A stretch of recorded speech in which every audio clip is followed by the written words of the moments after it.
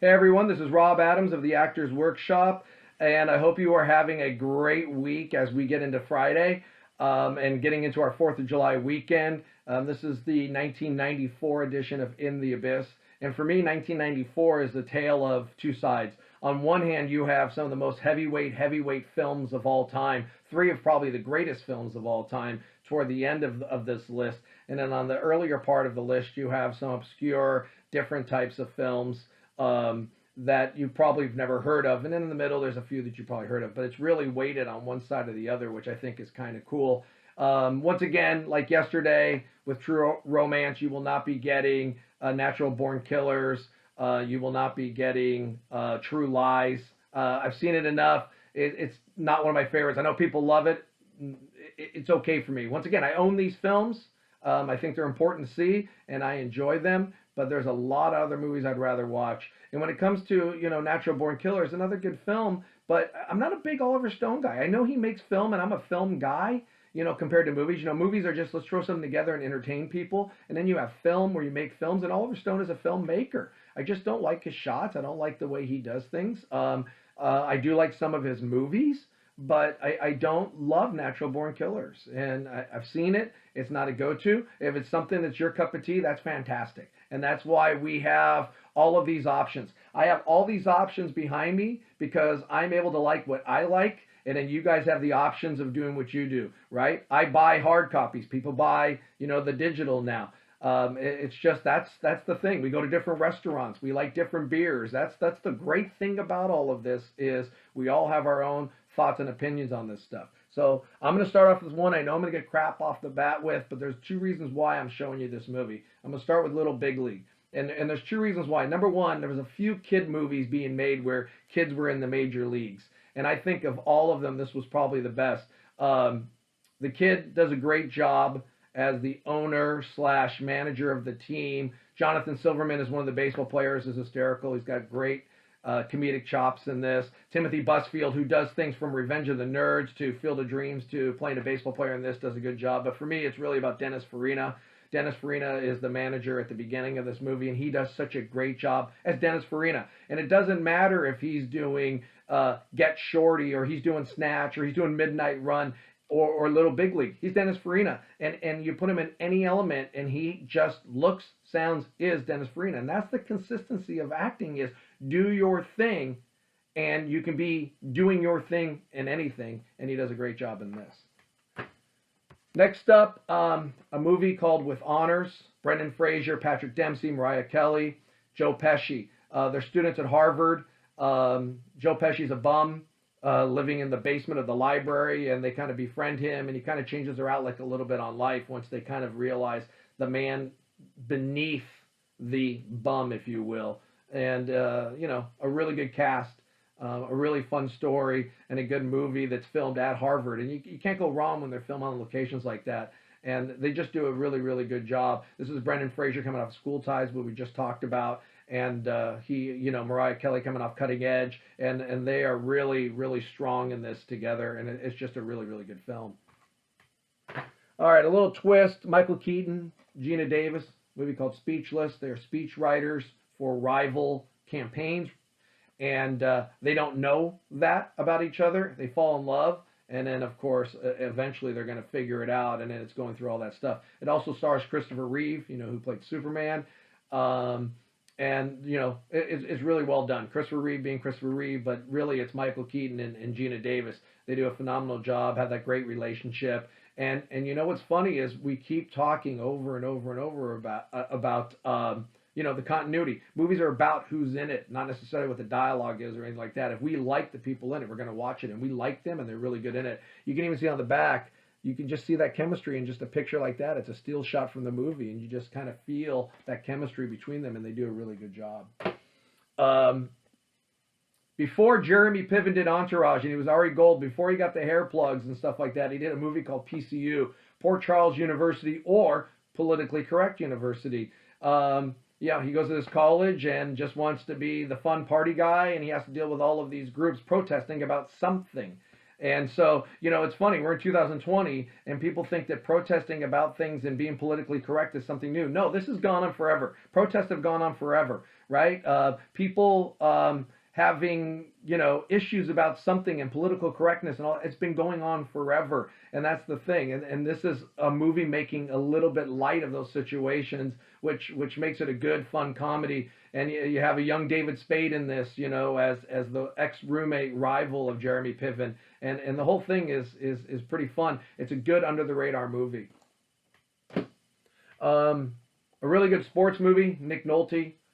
J.T. Walsh plays the booster. J.T. Walsh is one of those guys that you have to look up and you see him, you go, oh yeah, I know who he is. He's in Breakdown with Kurt Russell. He's Jack Nicholson's right-hand man at Guantanamo Bay during A Few Good Men, the one that ends up killing himself. That's him. He is the booster in this who is financing the program.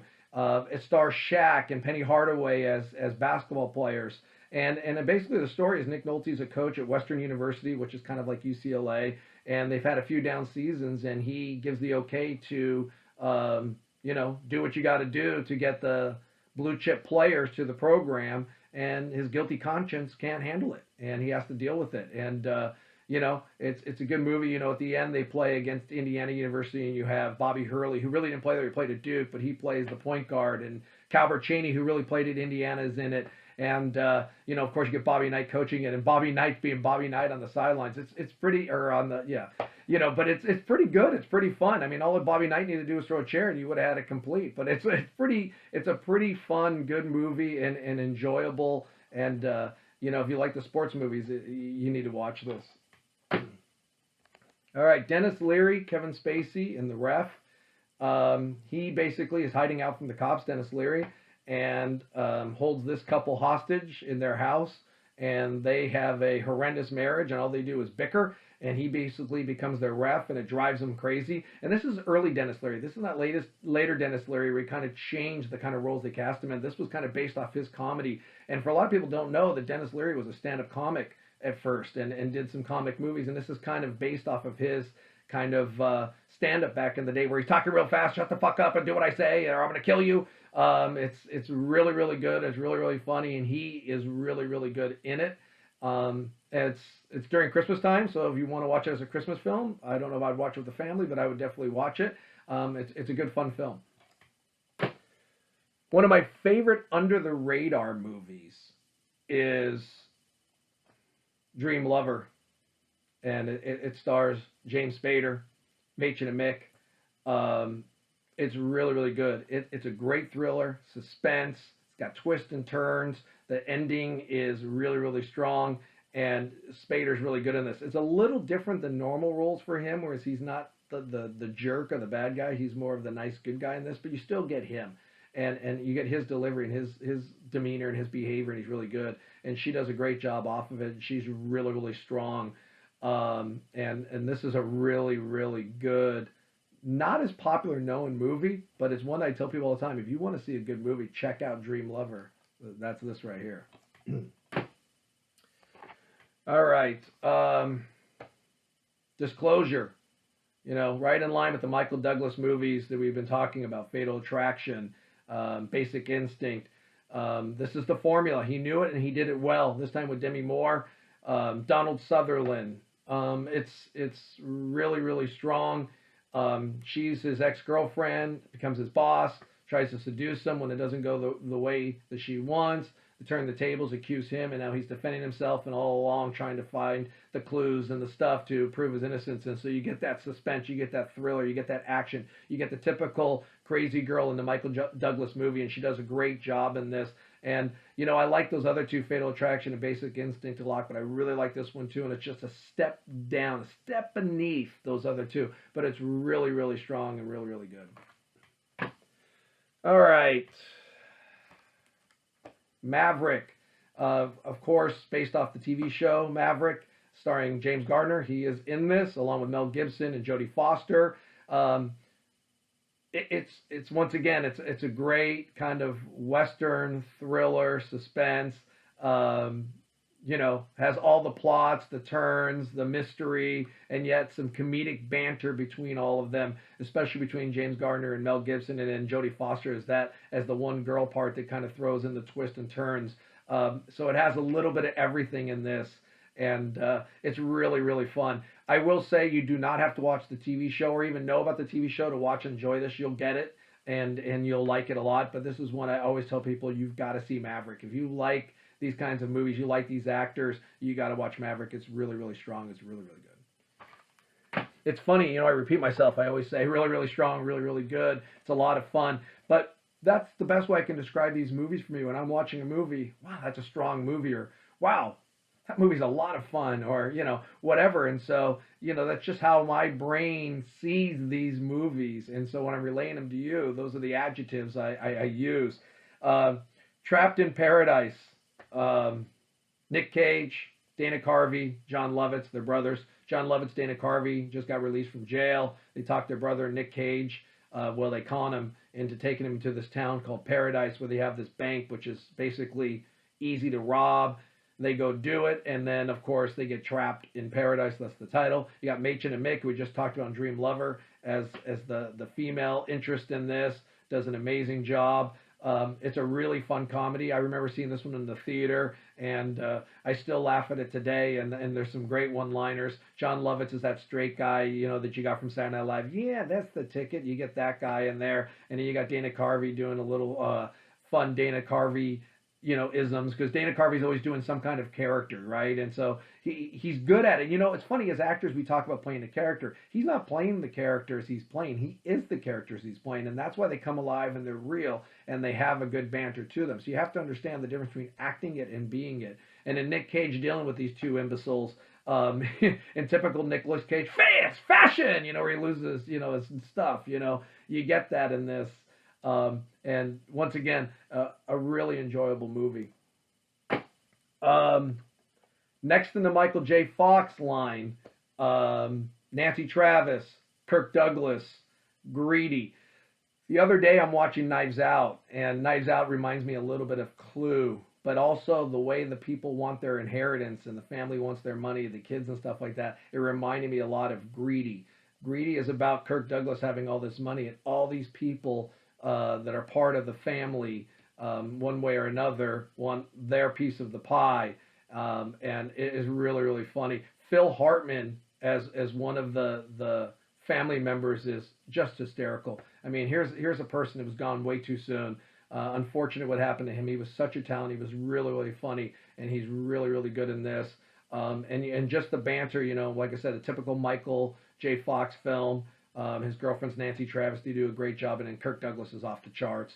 The guy lived to be 103. I mean, you cannot be any more legendary than that, and Kirk Douglas is legendary, and this is just another one of those movies that is just along the lines of just a good, fun movie.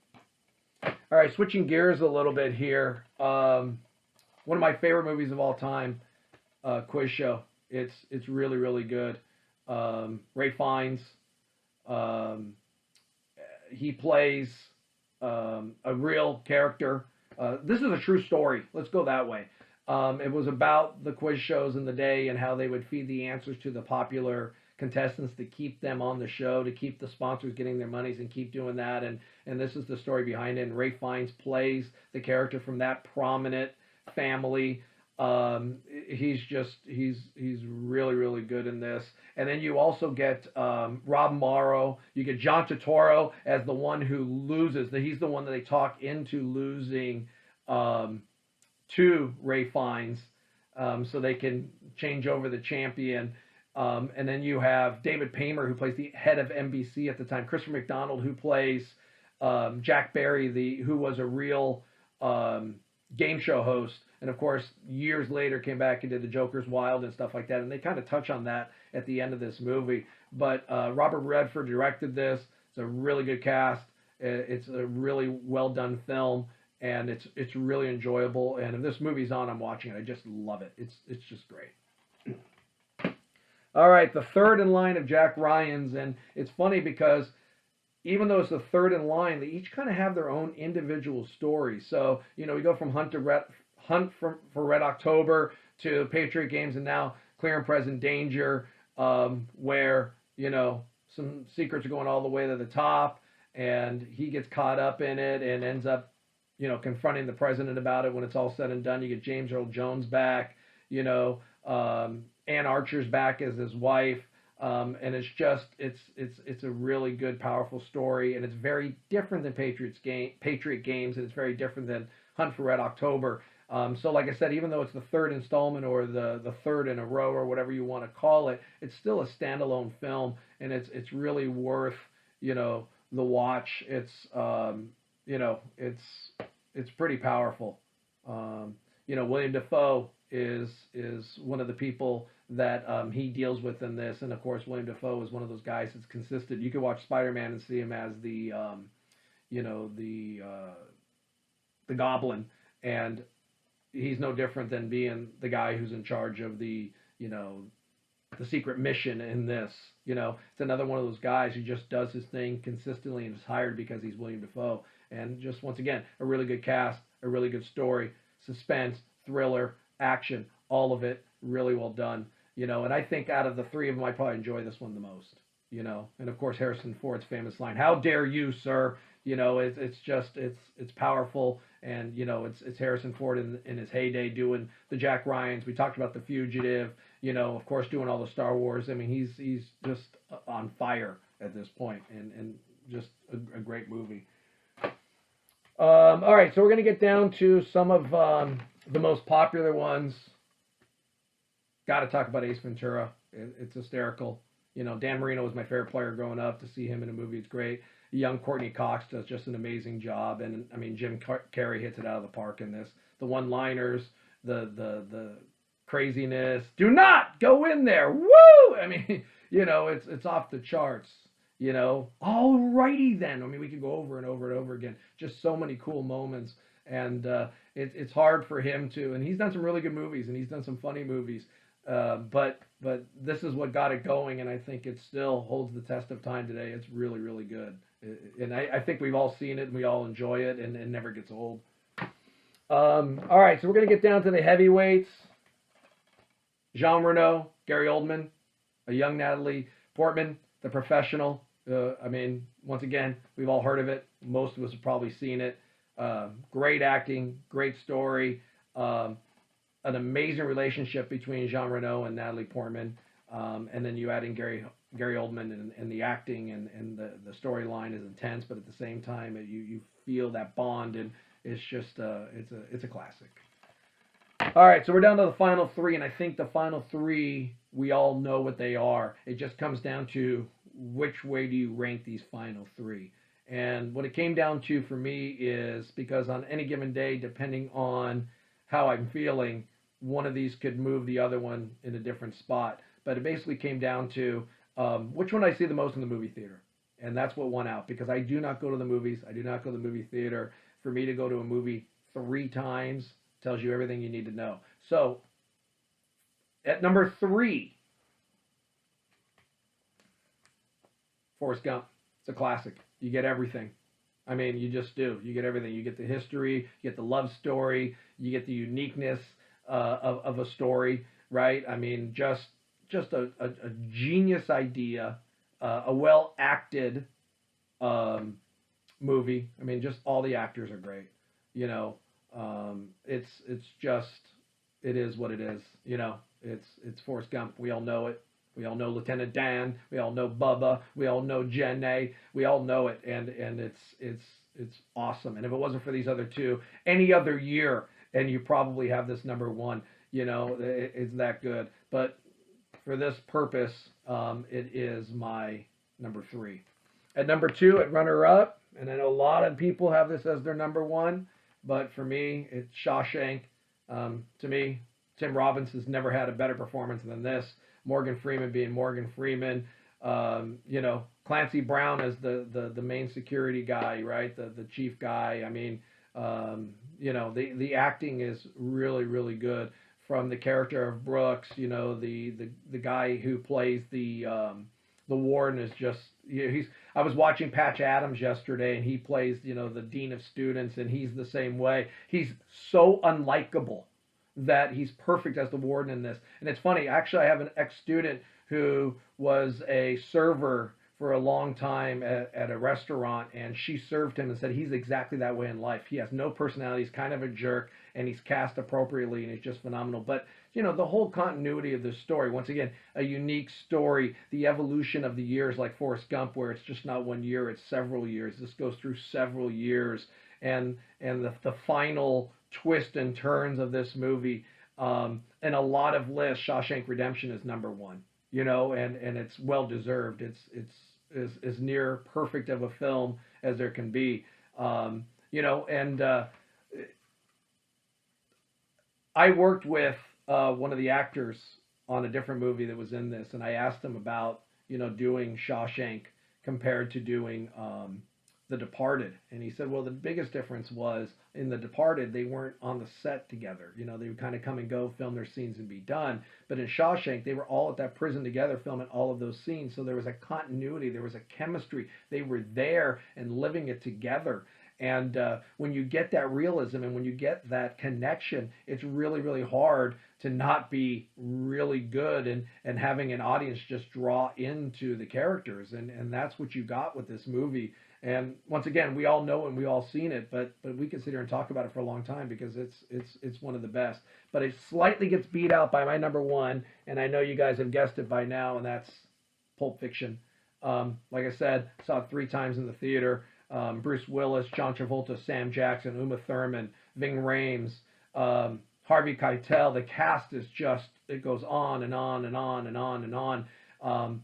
The way he filmed it in different segments, and Chris Walken in the gold watch scene, and the boxing twist, and how he connects that with the the 2 hitmen, and it's just, you could go on and on about this film the same way about Shawshank. Is just the originality of how it's filmed in chapters and out of sequence, and just where you can watch a scene like shooting Marvin in the face and actually laugh at that kind of stuff. And it shouldn't be funny, but the banter between the actors, starting right at the beginning with Sam Jackson and Travolta talking about the foot massage and stuff, this movie's going to be great because the banter and the energy, and like I said, the storyline, it's just so strong.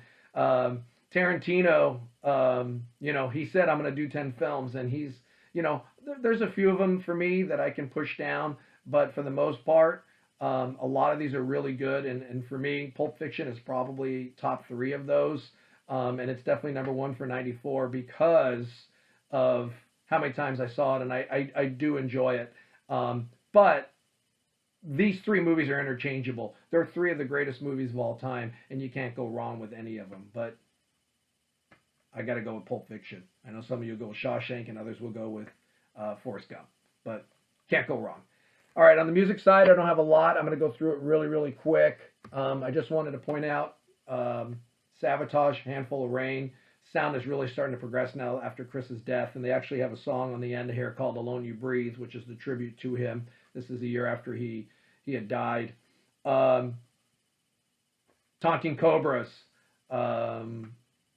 Handful of Rain, the title track, is phenomenal. And actually, when I heard the title, I actually thought about it in the terms of a handful of rain, like crying in your hands, thinking about Chris. But that's not what it's about. If you look at the title or the cover, it kind of shows you a guy's arm up to the sky and getting the rain. The song about Chris is Alone You Breathe.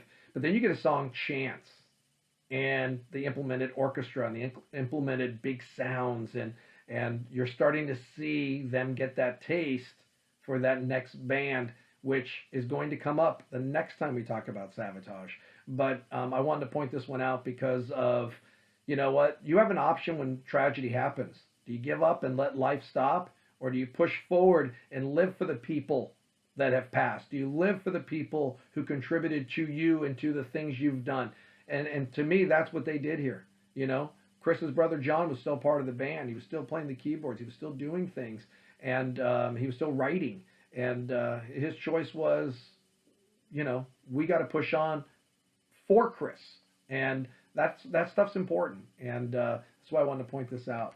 Another one I'll point out: Black Sabbath, Cross Purposes, Eyewitness, Evil Eye, Immaculate Deception, Cross of Thorns, or Crown of Thorns, excuse me. Dying for Love. I really do enjoy this album. I actually saw them on this tour, and I think I talked about it earlier in an earlier segment about Tony Martin. He just did a good job covering all the eras of Black Sabbath, which can't be easy when you have legendary singers like Ozzy and Dio in front of you. But you know, he was really good in the show, and I really still listen to this album quite a bit. It's really really good.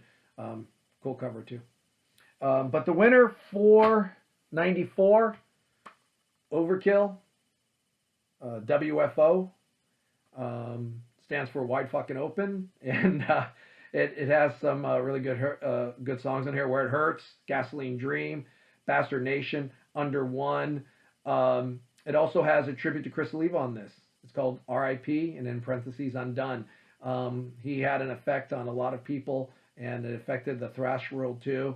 I know it's not everybody's cup of tea. You know, Greg's throwing me, you know, what about MC Hammer? What about this guy? It's just not what I listen to, is not what I like. I appreciate them and they have their success and so on and so forth.